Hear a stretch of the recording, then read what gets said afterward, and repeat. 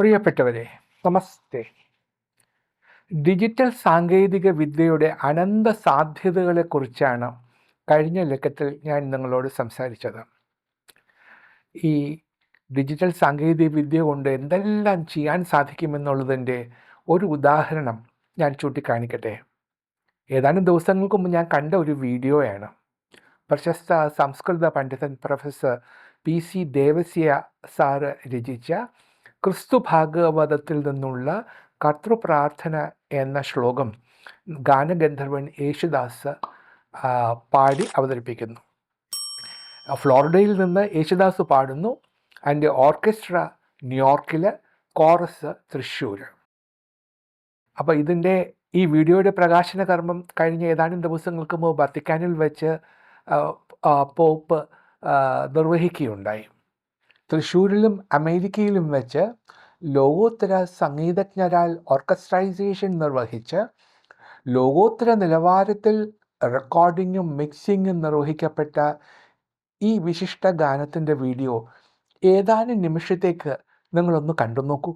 അസ്മാകം താതാ സർവേശ സ്വർഗലോകം അധിഷ്ഠിത.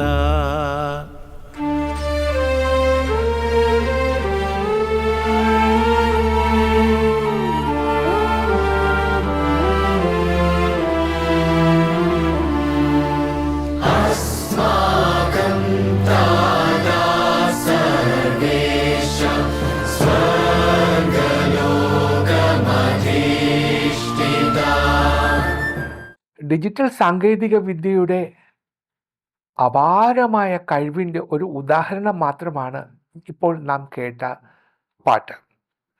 മനുഷ്യൻ്റെ സർഗാത്മക ചിന്തകളിൽ പോലും കടന്നു ചെല്ലുന്ന നിർബന്ധ ബുദ്ധിയും ഡിജിറ്റൽ സാങ്കേതിക വിദ്യയും സൗകര്യങ്ങൾ ഒട്ടനവധി നൽകുന്നുവെങ്കിലും അതോടൊപ്പം ഒരുപാട് ഭീഷണികളും മനുഷ്യരാശിക്ക് മുന്നിൽ വയ്ക്കുന്നുണ്ട്. ജീവിതം കൂടുതൽ ആയാസരഹിതമാക്കുന്നതാണ് ഡിജിറ്റൽ ആപ്പുകൾ എന്ന് നാം സംസാരിച്ചു. ഒരു ദിവസം ചെയ്തു തീർക്കേണ്ട ജോലികളടക്കം എല്ലാ കാര്യങ്ങളും നമ്മെ ഓർമ്മിപ്പിക്കുന്ന ഒരു സന്തത സഹചാരിയായി ഇന്ന് ഡിജിറ്റൽ ആപ്പുകൾ മാറിയിട്ടുണ്ട്. Google assistant, Gemini, Copilot, ChatGPT തുടങ്ങി ഇവയെല്ലാം തന്നെ വിരൽത്തുമ്പിൽ വിവരങ്ങളും അടുത്ത മണിക്കൂറിലേക്ക് വേണ്ട അലാറങ്ങളുമായി നമുക്കൊപ്പം സഞ്ചരിക്കുന്നു. ചുരുക്കത്തിൽ ഒരു മനുഷ്യൻ്റെ ജീവിതക്രമം നിർണ്ണയിക്കുന്നതിന് ഡിജിറ്റൽ ആപ്പുകൾക്ക് വളരെ വലിയ പങ്കാളിത്തമാണ് എന്നുള്ളത്. ജീവിതം അടുക്കും ചിട്ടയുമുള്ളതാക്കി മാറ്റുവാനും ഒരു ദിവസം ചെയ്തു തീർക്കേണ്ട ജോലികൾ ഒന്നും തന്നെ വിട്ടുപോകാതെ പൂർത്തിയാക്കുവാനും ഇത്തരം ആപ്പുകൾ നമ്മെ സഹായിക്കുന്നുണ്ട്. ഒരുപക്ഷെ മനുഷ്യസാധ്യമായതിനപ്പുറത്തേക്ക് പ്രവർത്തനങ്ങളെ വ്യാപിപ്പിക്കുവാനും ഏകോപിപ്പിക്കുവാനും ഡിജിറ്റൽ ആപ്പുകൾ നമ്മെ സഹായിക്കുന്നു. തൊഴിൽ നേടുവാനും അവനവൻ്റെ കഴിവുകൾ ലോകത്തിൻ്റെ മുൻപിൽ അവതരിപ്പിക്കുവാനും സ്വന്തം പ്രൊഫൈൽ ഏതൊരു അന്താരാഷ്ട്ര കമ്പനിക്ക് മുമ്പിലും നല്ല സ്റ്റൈലായി അവതരിപ്പിക്കുവാനും വേണ്ട സഹായം ലിങ്ക്ഡിൻ പോലുള്ള ആപ്പുകൾ നൽകുന്നുണ്ട്. ഒരു ഇൻസ്റ്റ പ്രൊഫൈൽ കണ്ടു കഴിഞ്ഞാൽ ആ വ്യക്തിയെക്കുറിച്ച് ഏകദേശം ഒരു നല്ല ധാരണ നമുക്ക് ലഭിക്കും. ഇതേ സാധ്യത ഫേക്കായ ഒരു വ്യക്തിത്വത്തിനെ അവതരിപ്പിക്കാനും ഉപയോഗിക്കാം. വ്യാജ ഡിജിറ്റൽ പ്രൊഫൈലുകളാണ് ഭൂരിഭാഗവും എന്നതും നാം പരിഗണിക്കണം. അതുകണ്ട് അപകടത്തിൽ ചാടുന്നവരുടെ എണ്ണവും നാൾക്ക് നാൾ കൂടി വരികയാണ്. ഇത്തരമൊരു അപകടത്തെക്കുറിച്ച് ഞാനൊന്ന് സൂചിപ്പിച്ചു കൊള്ളട്ടെ. വ്യാജ വാർത്തകളുടെ ലോകത്തെക്കുറിച്ചാണ് ഞാൻ പറയുന്നത്. ഈയിടെ ഇംഗ്ലണ്ടിലും മണിപ്പൂരിലും ഉണ്ടായ കലാപങ്ങൾ നിങ്ങൾ ശ്രദ്ധിച്ചിട്ടുണ്ടാകണം. ജീവിത നിലവാരത്തിലും വിദ്യാഭ്യാസ നിലവാരത്തിലും വളരെ മുന്നിൽ നിൽക്കുന്ന ഇംഗ്ലണ്ട് പോലെയുള്ള ഒരു രാജ്യത്ത് വ്യാജ വാർത്ത സൃഷ്ടിച്ച പ്രശ്നങ്ങൾ നമ്മെ അത്ഭുതപ്പെടുത്തുന്നതാണ്. വളരെ പരിഷ്കൃതമായ ഒരു സമൂഹത്തിൽ പോലും ഡിജിറ്റൽ ലോകത്തെ ഉപയോഗിച്ച് വ്യാജ വാർത്തകൾ സൃഷ്ടിച്ച കലാപങ്ങൾ ഉണ്ടാക്കാൻ സാധിക്കും. അതിൻ്റെ തെളിവായിരുന്നു ആ സംഭവം. ഇതുപോലെ മറ്റൊന്ന് നടന്നത് നമ്മുടെ മണിപ്പൂരിലാണ്. ഇപ്പോഴും അവിടെ കലാപം അവസാനിച്ചിട്ടില്ല. സാമൂഹിക മാധ്യമങ്ങളെ ഉപയോഗിച്ച് പടച്ചുവിട്ട വ്യാജ വാർത്തകൾ എത്ര പേരുടെ ജീവനാണ് എടുത്തത്. എത്ര വിദ്യാഭ്യാസ സ്ഥാപനങ്ങളും വ്യാപാര കേന്ദ്രങ്ങളുമാണ് തകർക്കപ്പെട്ടത്.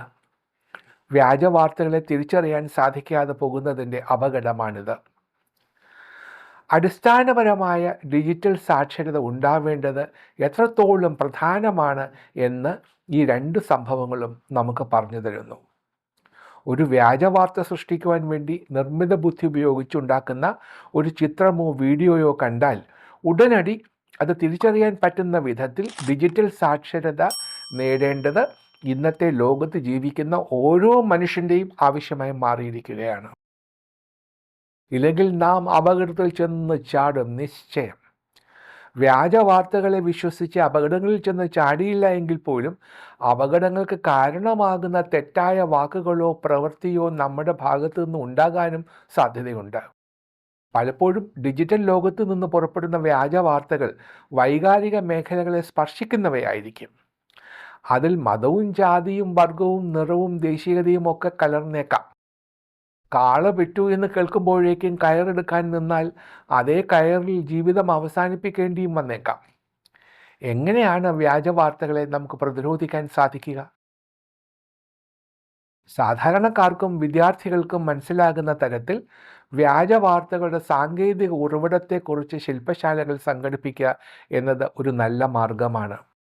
വ്യാജ വാർത്തകൾ സൃഷ്ടിക്കുന്നവർ ബാക്കി വയ്ക്കുന്ന തെളിവുകളെ കണ്ടെത്തുവാനും അതുപയോഗിച്ച് വ്യാജ വാർത്തകൾ തിരിച്ചറിയുവാനും വേണ്ട പരിശീലനം ശില്പശാലകളിലൂടെ സാധാരണക്കാർക്കും വിദ്യാർത്ഥികൾക്കും നൽകണം. ഒരു വ്യാജ വീഡിയോ നിർമ്മിക്കുന്ന ആൾക്ക് സാധിക്കാത്ത ചില കാര്യങ്ങളുണ്ട്. മനുഷ്യസഹജമായ നോട്ടമോ ചലനമോ ഇത്തരം വീഡിയോകളിൽ പകർത്തി വയ്ക്കുക അസാധ്യമാണ്. അത് തിരിച്ചറിയുക എന്നത് ഒരു സാങ്കേതിക മികവുമാണ്. ആ സാങ്കേതിക മികവാണ് സാധാരണക്കാർക്ക് പകർന്നു കൊടുക്കേണ്ടത്. സാമൂഹിക മാധ്യമങ്ങളിൽ സജീവമായി നിൽക്കുന്ന ആൾക്കാരെ ഉപയോഗിച്ചും സ്കൂളുകളിലും വിദ്യാഭ്യാസ സ്ഥാപനങ്ങളിലും ഇത് സംബന്ധിച്ച ക്ലാസുകൾ നൽകിയും വ്യാജ വാർത്തകളെ ഒരു പരിധിവരെ നമുക്ക് പ്രതിരോധിക്കാം. ഈ മേഖലയെക്കുറിച്ച് കൂടുതൽ ആഴത്തിൽ പഠിച്ചിട്ടുള്ള യൂട്യൂബർമാർ, ഇൻഫ്ലുവൻസേഴ്സ്, സാങ്കേതിക വിദഗ്ധർ എന്നിവരുടെ അഭിപ്രായങ്ങളും നിർദ്ദേശങ്ങളും പൊതുജനങ്ങളിലേക്ക് എത്തിക്കുവാനും വ്യാജ വാർത്തകളെ പ്രതിരോധിക്കാൻ സഹായിക്കുന്ന ഘടകങ്ങളാണ്. നിർമ്മിത ബുദ്ധി ഉപയോഗിച്ച് സൃഷ്ടിക്കുന്ന വ്യാജ വാർത്തകളെ തിരിച്ചറിയാൻ നിർമ്മിത ബുദ്ധി തന്നെ വഴികളും ഒരുക്കിയിട്ടുണ്ട്. ഫാക്ട് ചെക്കിംഗ് എന്ന മേഖല വളരെ ശക്തമായ ഒരു തൊഴിൽ സാധ്യത കൂടെ തുറന്നു തന്നിട്ടുണ്ട്. യാഥാർത്ഥ്യം തിരിച്ചറിയാൻ ഡിജിറ്റൽ സാങ്കേതികവിദ്യ ഉപയോഗിച്ച് തന്നെ വാർത്തകളെ വിശകലനം ചെയ്യുന്ന രീതി ഇത് നമ്മുടെ പ്രാദേശിക മലയാളം ചാനലുകളിൽ പോലും ഉപയോഗിക്കുന്നുണ്ട്. അതൊരു വാർത്താ പരിപാടിയായി അവർ അവതരിപ്പിക്കുന്നുമുണ്ട്. സാമൂഹിക മാധ്യമങ്ങളിൽ പ്രചരിക്കുന്ന ഇത്തരം വാർത്തകളെ കണ്ടെത്തുവാനും അവയെ തിരിച്ചറിയുന്ന രീതിയിൽ മാർക്ക് ചെയ്യുവാനും കണ്ടന്റ് മോഡറേഷൻ രീതിക്ക് സാധിക്കും.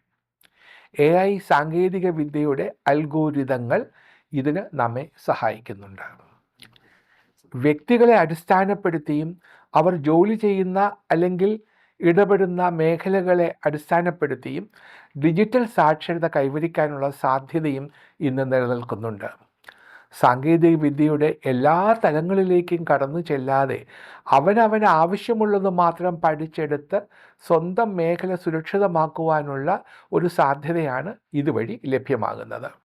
സൗന്ദര്യ സംരക്ഷണ മേഖലയിൽ ജോലി ചെയ്യുന്ന ഒരു വ്യക്തിക്ക് അതുമായി ബന്ധപ്പെട്ട വ്യാജ വാർത്തകളും സാങ്കേതിക വിദ്യകളും മാത്രം പഠിച്ചെടുക്കാൻ പറ്റുന്ന രീതിയിലേക്ക് പേഴ്സണലൈസ് ലേണിംഗ് സംവിധാനങ്ങൾ ഇന്ന് ലഭ്യമാണ്. സ്കൂൾ പാഠ്യപദ്ധതിയിലേക്ക് ഇത്തരത്തിലുള്ള വിവരങ്ങൾ ഉൾപ്പെടുത്തേണ്ട കാലം അതിക്രമിച്ചിരിക്കുന്നു.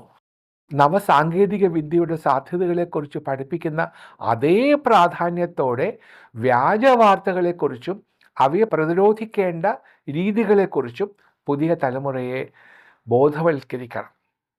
ഇല്ലെങ്കിൽ ഒരു സാങ്കല്പിക ലോകത്തകപ്പെട്ട തലമുറയെ ആയിരിക്കും നമുക്ക് ലഭിക്കുക. സത്യമേത് മിഥ്യയേത് എന്ന് തിരിച്ചറിയേണ്ടത് ഓരോ മനുഷ്യൻ്റെയും ജീവിതാവശ്യമായി മാറിയിരിക്കുന്നു. അനുദിനം വികസിച്ചു കൊണ്ടിരിക്കുന്ന സാങ്കേതിക വിദ്യയുടെ ലോകത്ത് അപ്ഡേറ്റ് ആയിരിക്കുക എന്നത് വളരെ പ്രധാനപ്പെട്ട ഒന്നാണ്. ഈ പ്രഭാഷണത്തിന് ഞാൻ ഇട്ട തലക്കെട്ട് തന്നെ അത് സൂചിപ്പിക്കുന്നുണ്ട്. ഫ്യൂച്ചർ പ്രൂഫ് യുവർ സെൽഫ് എന്നാണ് ഞാനത് പറഞ്ഞിരിക്കുന്നത്. കാലത്തിനൊത്ത് സഞ്ചരിക്കുക എന്നൊക്കെ പറഞ്ഞ് അതിനെ ലളിതവൽക്കരിക്കാൻ ഞാനില്ല. കാരണം കാലത്തിനൊത്തല്ല നാം സഞ്ചരിക്കേണ്ടത്, നിമിഷങ്ങൾക്കൊപ്പമാണ്. നിമിഷങ്ങൾ കൊണ്ട് സാങ്കേതിക വിദ്യകൾ നിർമ്മിക്കുകയും അവയ്ക്ക് ബദൽ സാങ്കേതിക വിദ്യകൾ കടന്നു വരികയും ചെയ്യുന്ന ഒരു കാലത്ത് കാലത്തിനൊത്ത് സഞ്ചരിക്കുക എന്ന് പറയുന്നത് അപ്രസക്തമാണ് എന്ന് തന്നെ ഞാൻ വിശ്വസിക്കുന്നു. എന്നെ കേൾക്കുന്നവരും നിമിഷങ്ങൾക്കൊത്ത് സഞ്ചരിക്കാൻ പഠിക്കണം. നമ്മുടെ മക്കൾക്കും അവരുടെ സുഹൃത്തുക്കൾക്കും ഈ സാങ്കേതിക വിദ്യയുടെ സാധ്യതകളും അപകട ചുഴികളും പറഞ്ഞ് മനസ്സിലാക്കി കൊടുക്കുവാൻ മറ്റാരും ഉണ്ടാവില്ല. ഒന്നുകിൽ വിദ്യാഭ്യാസ സമ്പ്രദായത്തിൽ ഉൾപ്പെടുത്തി, അല്ലെങ്കിൽ നാം തന്നെ പ്രത്യേക ശ്രദ്ധ കൊടുത്ത് ഈ കാര്യങ്ങൾ അവരെ പറഞ്ഞ് മനസ്സിലാക്കേണ്ടത് ഏറ്റവും ആവശ്യമാണ്. ഫേസ്ബുക്കിൻ്റെ അധിപനായ മാർക്ക് സക്കർബർഗിൻ്റെ ഒരു വീഡിയോ ഈ അടുത്ത സമയത്ത് വൈറലായിരുന്നു. മാർക്ക് തൻ്റെ ലാപ്ടോപ്പിൻ്റെ ക്യാമറയുടെ മുകളിൽ ഒരു സ്റ്റിക്കർ ഒട്ടിച്ച് വെച്ചിരിക്കുന്നതാണ് ആ വീഡിയോയിൽ നാം കണ്ടത്. എപ്പോൾ വേണമെങ്കിലും ഹാക്ക് ചെയ്യപ്പെടാവുന്ന ഒരു ജീവിതമാണ് നാം മുന്നോട്ട് നയിക്കുന്നത് എന്നാണ് ആ വീഡിയോ നമ്മളോട് പറഞ്ഞത്. അത് ഫേസ്ബുക്കിൻ്റെ അധിപനായ മാർക്ക് സക്കർബർഗ് ആയാലും ജിജി തോംസൺ ആയാലും എന്നെ കേൾക്കുന്ന നിങ്ങളായാലും എപ്പോൾ വേണമെങ്കിലും ഇത് സംഭവിക്കാം.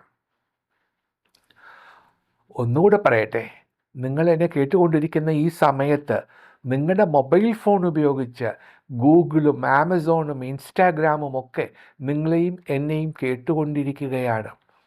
നാം എന്തിനെങ്കിലും കുറിച്ച് സംസാരിച്ചാൽ അടുത്ത നിമിഷം നമുക്ക് ആ വസ്തുവിൻ്റെ പരസ്യം വരുന്നത് ശ്രദ്ധിച്ചിട്ടില്ലേ? ഡിജിറ്റൽ ലോകം വളരെ ശക്തമാണ്. ഉപയോഗിക്കുന്നവരുടെ ചിന്തയ്ക്കനുസരിച്ച് അത് മാരകമായും മനോഹരമായും മാറിയേക്കാം. ഡിജിറ്റൽ ലിറ്ററസിയുടെ ഈ കാലത്ത് നമ്മൾ മുന്നോട്ട് പോകാൻ ശ്രമിക്കുമ്പോൾ നാം അനുവർത്തിക്കേണ്ട ചില പ്രധാനപ്പെട്ട കാര്യങ്ങളുണ്ട്, ചില ഡൂസ് ആൻഡ് ഡോൺസ്. അത് നമ്മൾ മനസ്സിൽ വയ്ക്കണം. ഞാൻ ചുരുക്കി പറയാം. എന്തൊക്കെയാണ് dos? 1. Stay informed. Keep up with the latest digital trends and tools. This includes software updates, new apps and emerging technologies. നമ്മുടെ അറിവ് പുതുക്കിക്കൊണ്ടേയിരിക്കണം. പുതിയ ടെക്നോളജി, പുതിയ ആപ്പുകൾ, പുതിയ ഡിജിറ്റൽ ട്രെൻഡുകൾ ഇതെല്ലാം നാം മനസ്സിലാക്കിയിരിക്കണം. നിങ്ങളുടെ വാളിന് മൂർച്ച കൂട്ടിക്കൊണ്ടേയിരിക്കണം എന്ന് ചുരുക്കം. 2. Practice digital etiquette. Communicate respectfully online. Understand the nuances of digital communication and always be polite. Digital മര്യാദകൾ പാലിക്കുക. ഓൺലൈനിൽ അവമതിപ്പുണ്ടാക്കുന്ന ഭാഷ ഉപയോഗിക്കരുത്. മര്യാദയുടെ സീമകൾ ഒരിക്കലും ലംഘിക്കുകയും അരുത്. 3. Use strong passwords. Ensure your accounts are secure by using strong, unique passwords and enabling two-factor authentication wherever possible. ശക്തമായ പാസ്വേഡുകൾ ഉപയോഗിക്കണം. നമ്മുടെ അക്കൗണ്ട് സുരക്ഷിതമാക്കാൻ ഇത് ഏറ്റവും ആവശ്യമാണ്. 2 ഓതൻറ്റിക്കേഷൻ സാധിക്കുമെങ്കിൽ അതും ചെയ്തിരിക്കണം. 4. Verify information.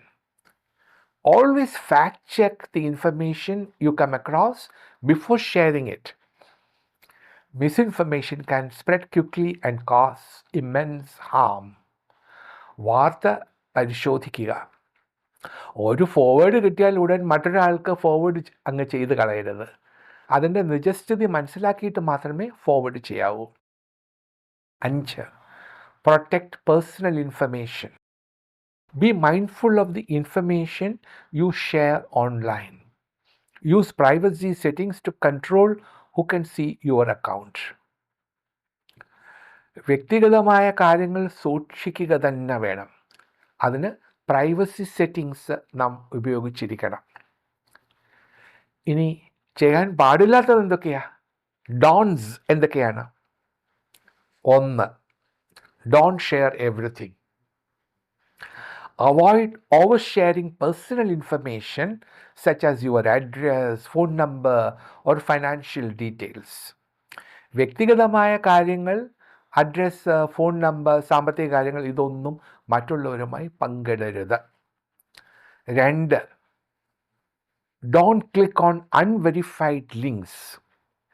Be cautious about clicking on links from unknown sources to protect against phishing and malware.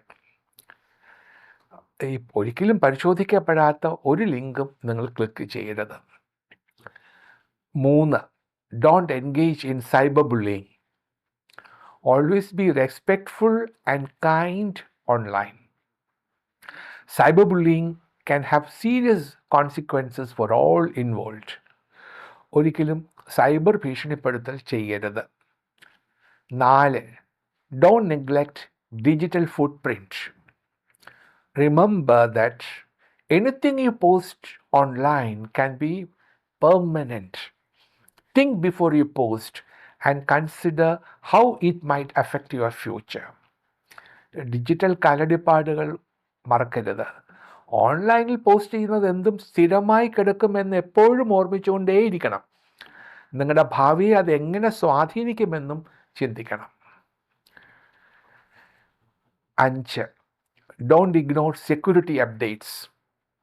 Regularly update your devices and software to protect against security vulnerabilities. Security അപ്ഡേറ്റുകൾ ഒരിക്കലും നിരാകരിക്കരുത്. Computer ഉപയോഗിച്ചുകൊണ്ടിരിക്കുമ്പോൾ updates വേണോ എന്ന് ചോദിക്കുന്നത് ശ്രദ്ധിച്ചിട്ടില്ലേ? Update ചെയ്യുക തന്നെ വേണം. Security updates ഒരിക്കലും നിരാകരിക്കാൻ പാടില്ല. ഇനി എല്ലാത്തിനും ഉപരിയായിട്ട് എനിക്ക് പറയാനുള്ളത് ഇത്ര മാത്രം. We must educate others. We must help friends and family to understand the importance of digital literacy and share best practices with them. കൂട്ടുകാരോടും കുടുംബാംഗങ്ങളോടും ഡിജിറ്റൽ സാക്ഷരതയെക്കുറിച്ച് പറഞ്ഞ് പഠിപ്പിക്കുക, അവരെ ഡിജിറ്റൽ സാക്ഷരരാക്കുക. ഇത് വളരെ പ്രധാനപ്പെട്ട ഒരു കാര്യമാണ്. അറിവുള്ളവർ മറ്റുള്ളവർക്ക് കാര്യങ്ങൾ പറഞ്ഞു കൊടുക്കണമെന്ന് ചുരുക്കം. പിന്നെ use digital tools wisely. Utilize productivity tools and apps to enhance your efficiency and learning. നമ്മുടെ കാര്യക്ഷമത വർദ്ധിപ്പിക്കാനുള്ള ആപ്പുകൾ നമ്മൾ നിരന്തരം ഉപയോഗിച്ചുകൊണ്ടേയിരിക്കണം. ഡിജിറ്റൽ യുഗത്തിൽ നാം സാക്ഷരരാകുമ്പോൾ സുചിന്തിതമായ തീരുമാനങ്ങൾ എടുക്കാനും ഉത്തരവാദിത്തത്തോടെ പെരുമാറാനും സാധിക്കും. ഈ ഡിജിറ്റൽ യുഗത്തിൽ സുരക്ഷിതരായിരിക്കാനും ഉത്തരവാദിത്തത്തോടെ പെരുമാറാനും നിങ്ങൾക്ക് കഴിയട്ടെ എന്ന് ഞാൻ ആശംസിക്കുന്നു. അടുത്ത ആഴ്ച നമുക്ക് വീണ്ടും കാണാം.